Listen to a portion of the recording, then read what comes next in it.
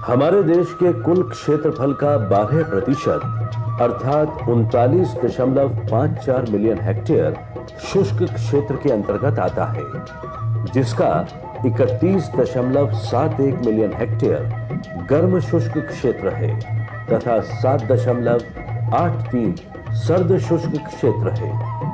विषम परिस्थितियों के बावजूद भी शुष्क क्षेत्रों में बागवानी की अपार संभावनाएं हैं। शुष्क जलवायु में न केवल कीड़े एवं बीमारियों का प्रकोप कम होता है, अपितु उच्च गुणवत्ता वाले फल एवं सब्जियों की काश्त भी संभव है। शुष्क क्षेत्रों के लिए उत्तम फलदार पौधे हैं बेर, अनार, आंवला, बेल, करौंदा, कैर, खजूर एवं लसोड़ा। शुष्क क्षेत्रों में फलदार वृक्षों से अच्छा उत्पादन लेने के लिए किसान भाइयों को इसकी वैज्ञानिक विधि अपनानी चाहिए। इसमें शुरुआत होती है खेत की तैयारी एवं रेखांकन से। फलदार वृक्षों के लिए पौधे से पौधे की दूरी उनके फैलाव व बढ़वार के ऊपर निर्भर करती है। बेर और आंवला, खजूर के लिए कतार से कतार व पौधे से पौधे की दूरी 8 मीटर रखनी चाहिए, जबकि करौंदा में 3, लसौड़ा में 6, कैर में 4 और अनार में कतार से कतार की दूरी 6 मीटर और पौधे से पौधे की दूरी 4 मीटर रखते हैं। रेखांकन के बाद गर्मी के मौसम में गड्ढे खोदना उचित रहता है, जिससे हानिकारक कीट व बीमारी फैलाने वाले जीवाणु नष्ट हो जाते हैं। गड्ढों का आकार साधारणतया 2.5 फुट गहरा, 2.5 फुट लंबा और 2.5 फुट चौड़ा रखते हैं। इन गड्ढों को मई जून में खुला रखें तथा जून के अंत में वर्षा ऋतु के शुरू होने से पहले इन गड्ढों में लगभग 50 किलो सड़ी गोबर की खाद को मिट्टी मिलाकर भर दें तथा 1 वर्षा होने के बाद उन्नत किस्म के पौधे लगाएं। फल वृक्षों की उन्नत किस्मों में बेर की गोला, उमरान, कैथली, गोमा कीर्ति, हाइब्रिडे, सेलेक्शने, अनार में जालौर सीडलेस, गणेश, मृदुला, ज्योति, रूबी, आंवला में नरेंद्र आंवला 6, नरेंद्र आंवला 7, नरेंद्र आंवला 10, चकैया, कृष्णा और खजूर में हलावी, बरही, मेरचूर, जाहिदी, खलास, खदरावी, बेल की NB5, NB9 तथा लसोड़ा, करौंदा, कैर की स्थानीय उन्नत किस्में लगाएं। संस्थान द्वारा विकसित बेर की प्रजाति गोमा कीर्ति, ग्वार की गोमा मंजरी, मतीरा की AHW 65 एवं काचरी की AHK 200 किसानों के खेत पर काफी लोकप्रिय हो रही हैं। किसी भी विश्वसनीय पौधशाला से ही कलमी पौधे लेकर लगाएं। पौधे आप स्वयं भी तैयार कर सकते हैं और अपनी पौधशाला स्थापित कर सकते हैं। आंवला, बेर, लसोड़ा के पौधे तैयार करने के लिए देसी किस्म के बीज पौधशाला में पॉलीथीन की थैलियों में बोकर मूल व्रंत तैयार कर लें।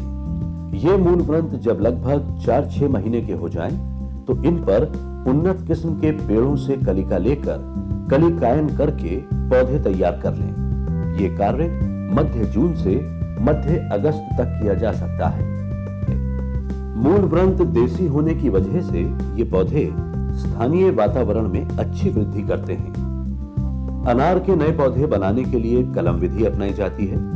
जिस टहनी से कलम लें वो 6 माह से 1 वर्ष पुरानी होनी चाहिए। इस कलम को लगाने से पहले 2500 ppm IBA से उपचारित करने से अधिक सफलता मिलती है। ये कार्य जुलाई अगस्त में नए पौधे बनाने के लिए करना चाहिए। कैर के पौधे तैयार करने के लिए अर्धशक्त शाखा की 8-10 इंच लंबी कटिंग लेकर उसे 7500 ppm IBA व 1000 ppm थाइमिन से उपचारित करना लाभदायक रहता है। ये कार्य सितंबर-अक्टूबर के महीने में करते हैं। करौंदा के पौधे बीज द्वारा तैयार किए जाते हैं। बीजों की बुवाई जुलाई में करते हैं। खजूर का पौधा जब लगभग 5 वर्ष का हो जाए तो उसमें से सकर्ष निकालकर अलग से नए पौधों के रूप में लगाए जा सकते हैं। ये कार्य फरवरी-मार्च और अगस्त सितंबर में करना चाहिए। बागों से व्यावसायिक उत्पादन लगभग 4 से 5 वर्ष बाद ही मिल पाता है। इस दौरान किसान भाई बागों में अंतः फसल करके आमदनी ले सकते हैं। इससे बागों की देखभाल में भी सुविधा रहेगी और किसानों को अतिरिक्त आय भी होगी। बागों में अंतः फसलों के लिए किसान भाई अपनी परिस्थितियों एवं सुविधानुसार सब्जी, दाल व धन्य वाली फसलों में कोई भी फसल लगा सकते हैं। शुष्क क्षेत्रों में पानी की अत्यंत कमी के कारण इसकी हर बूंद का उचित प्रयोग होना अति आवश्यक है। आधुनिक सिंचाई विधियों जैसे बूंद बूंद सिंचाई विधि एवं फव्वारा सिंचाई विधि से पौधों को सींचना चाहिए। ऐसा करने से न सिर्फ खेत की उपजाऊ मिट्टी को बहकर नष्ट होने से बचाया जा सकता है, अपितु इन विधियों द्वारा सिंचाई करने से सतह सिंचाई विधि की तुलना में 25% कम पानी लगता है। फल वृक्षों के थालों की घास भी हमेशा साफ रखनी चाहिए। शुष्क क्षेत्रीय फल वृक्षों से अधिक उपज लेने के लिए संतुलित मात्रा में खाद एवं उर्वरकों को उचित अनुपात व ठीक समय पर देना चाहिए। इससे पौधों की बढ़वार व उपज तो बढ़ेगी ही, साथ ही साथ फलों की गुणवत्ता भी अच्छी बनी रहती है। बेर के बाग में लगभग 50 किलोग्राम गोबर की सड़ी हुई खाद, 250 ग्राम नाइट्रोजन, 200 ग्राम फास्फोरस और 300 ग्राम पोटाश प्रति वृक्ष के हिसाब से पहली बरसात आने के बाद अच्छी तरह पौधों के चारों तरफ मिट्टी में मिला देना चाहिए और नाइट्रोजन की दूसरी मात्रा लगभग 250 ग्राम इसके 1 महीने के बाद पुनः देने से फसल में काफी लाभ होता है। खजूर के पौधों को 50 किलोग्राम गोबर की सड़ी खाद के साथ साथ 500 ग्राम नाइट्रोजन, 500 ग्राम पोटाश, 500 ग्राम फास्फोरस की मात्रा सितंबर माह में देनी चाहिए तथा शेष 500 ग्राम नाइट्रोजन फरवरी मार्च में देनी चाहिए। अनार, करौंदा, लसोड़ा के बागों में 30 किलोग्राम गोबर की सड़ी खाद, 300 ग्राम नाइट्रोजन, 250 ग्राम पोटाश और इतनी ही मात्रा में फास्फोरस को मिलाकर बरसात शुरू होने के पश्चात पौधों को दें तथा 300 ग्राम नाइट्रोजन फूल आने के समय अवश्य दें, जिससे पैदावार में वृद्धि होती है। बेर के बागों से अच्छी पैदावार लेने के लिए पौधों की उचित समय पर कटाई छटाई करना अति आवश्यक है और ये कार्य मध्य अप्रैल से लेकर मई के महीने में करना चाहिए। सामान्यतः शुष्क क्षेत्रों में कीट व बीमारियां कम आती हैं, लेकिन किसी भी फसल से अच्छी पैदावार लेने के लिए कीट व बीमारियों का नियंत्रण समय से व प्रभावी ढंग से करना चाहिए। अन्यथा ये कीट व बीमारियां फसल की पैदावार को तो प्रभावित करते ही हैं, अपितु फलों की गुणवत्ता पर भी कुप्रभाव डालते हैं। सफेद चूर्णी फफूंद रोग के कारण बेर की टहनियां, पत्तियां एवं फल सफेद कवक से ढक जाते हैं। ये रोग अक्टूबर-नवंबर माह में शुरू होता है। इस रोग से प्रभावित फलों व पत्तियों की वृद्धि रुक जाती है तथा फल गिर जाते हैं। इसकी रोकथाम के लिए केराथेन दवाई की 10 ग्राम मात्रा अथवा सल्फेक्स 20 ग्राम अथवा बेलेटोन 10 ग्राम प्रति 10 लीटर पानी में घोलकर फुहारे से छिड़काव करें। अनार के फलों एवं पौधों को मुख्य रूप से अनार की तितली, तना भेदक कीट तथा फल पत्ती धब्बा रोग से बहुत अधिक नुकसान होता है। अनार की तितली की सूंडियां फलों में छेद कर अंदर प्रवेश करके गूदे को खाकर नुकसान पहुंचाती हैं। अनार की तितली से बचाव के लिए डाइमेथोएट 0.05% या फेनवालरेट 0.05% या एंडोसल्फान 35 EC 15 मिलीलीटर प्रति 10 लीटर पानी में घोल बनाकर 15 दिन के अंतराल पर छिड़काव करें। अनार में पत्ती व फल धब्बा रोग वर्षा ऋतु में अधिक नमी के कारण होता है। इसमें पत्तियों एवं फलों पर फफूंद के भूरे धब्बे बन जाते हैं और बाद में प्रभावित फल सड़ने लगते हैं। इसके नियंत्रण के लिए जिनेब या मैंकोजेब दवा 2 ग्राम प्रति लीटर पानी में घोल बनाकर 15 दिन के अंतर पर छिड़काव करना चाहिए। इंटरनल नेक्रोसिस रोग में आंवला ऊपर से दाग रहित होता है, परंतु अंदर से फल कई जगह काला होकर सड़ जाता है। यह सड़न गुठली से प्रारंभ होकर बाहर त्वचा की तरफ बढ़ती है। सड़न की अगली अवस्था में फल के बाहर से फल के अंदर की सड़न काले तैलीय दाग के रूप में दिखती है। हालांकि फल बाहर से दाग रहित रहता है। अगस्त माह में जब मटर के दाने के आकार के फल लगे हों, तब 15-20 दिन के अंतर पर 2 बार 0.6% बोरेक्स यानी सुहाग के घोल का छिड़काव करें। आंवले की फसल में एफिड का प्रकोप फसल को काफी हद तक नष्ट कर देता है।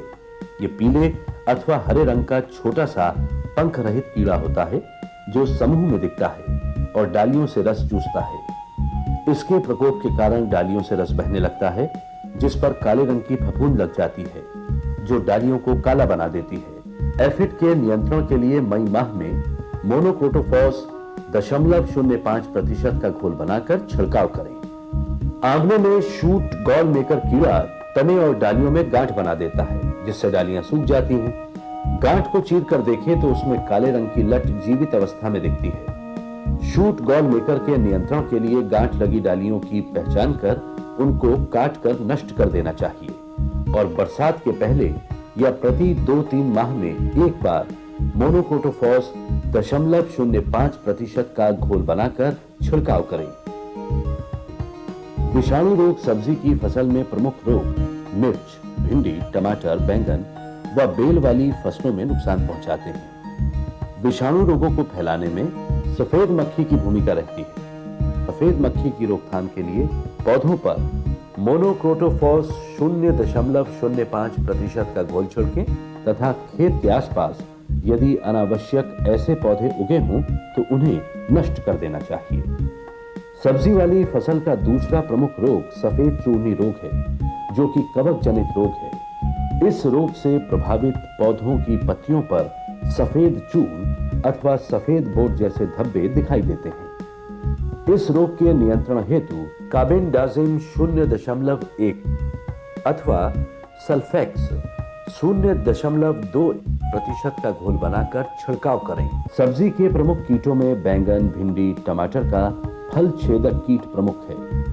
यह कीट फल के अंदर सुराख कर अंदर घुस जाता है और फलों को खराब कर देता है, जिससे किसान को बहुत नुकसान उठाना पड़ता है। इसके नियंत्रण हेतु एंडोसल्फान 0.7% का छिड़काव करें। केंद्रीय शुष्क बागवानी संस्थान बीकानेर शुष्क क्षेत्रों में बागवानी के प्रोत्साहन हेतु मुख्य भूमिका निभा रहा है। यह संस्थान न केवल उन्नत किस्म के फलदार वृक्षों के उच्च गुणवत्ता वाले पौधे तैयार करता है, वरन इन पौधों के शुष्क क्षेत्रों में वैज्ञानिक खेती हेतु विभिन्न नवीन उत्पादन तकनीकें भी विकसित कर रहा है। इस संस्थान में शुष्क क्षेत्र के बागवानी पौधों में जैव विविधता को संरक्षित करके उसके भविष्य में उपयोग हेतु आवश्यक प्रयास किए जा रहे हैं। इस संस्थान ने न्यूनतम लागत में अधिक से अधिक फल तथा सब्जियों का उत्पादन किस तरह से किया जा सकता है, ऐसी तकनीकी विकसित की है। इसके अतिरिक्त कृषकों को एवं महिलाओं को बागवानी फसलों के उत्पादन की तकनीकी प्रशिक्षण, जैसे नर्सरी पौध तैयार करना, बागवानी का उचित पोषण, कीट एवं व्याधियों का संतीय के प्रबंध आदि भी देते हैं कि शुष्क बागवानी किसानों की आर्थिक स्थिति सुधारने में मददगार होगा तथा ये क्षेत्र बागवानी फल एवं सब्जी उत्पादन में देश के एक प्रमुख केंद्र के रूप में भारतवर्ष में आने वाले वर्षों में उभर आएगा। शुष्क क्षेत्रीय फल वृक्षों की सफल खेती के लिए उचित सलाह एवं प्रशिक्षण तथा उन्नत किस्मों के पौध एवं बीज प्राप्त करने हेतु केंद्रीय शुष्क बागवानी संस्थान बीकानेर एवं केंद्रीय बागवानी परीक्षण केंद्र गोधरा से संपर्क करें। इस संस्थान के वैज्ञानिक किसानों के उज्जवल भविष्य और देश की खुशहाली के लिए हमेशा तत्पर हैं।